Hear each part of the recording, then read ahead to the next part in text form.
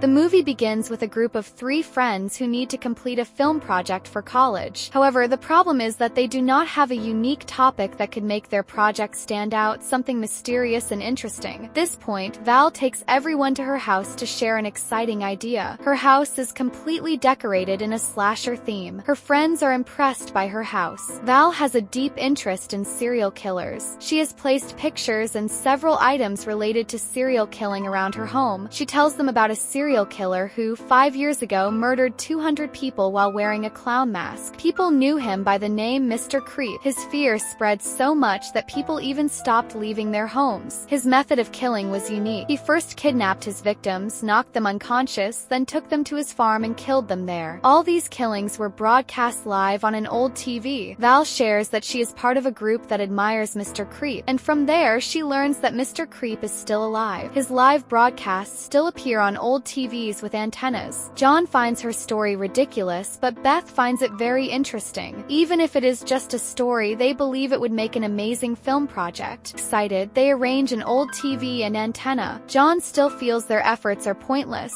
but he is shocked when the antenna actually catches Mr. Creep's channel, and a live broadcast plays. They see Mr. Creep placing a creepy doll next to his victim before killing him. This sparks their curiosity about Mr. Creep's background. Val gives them more shocking news. The prison where Mr. Creep was held once caught fire. All the police officers and prisoners escaped, and the police station was permanently shut down. However, all the files and data remain inside. Hoping to find Mr. Creep's file, the group decides to visit the abandoned police station. Val and Beth are excited, but John feels uneasy. Since no one listens to him, John chooses to stay outside while the girls search inside. Val starts filming a documentary around the station. She instructs Beth to look for files while she checks the upper floor. Feeling as if a strange shadow follows her, Val grows scared but brushes it off as imagination.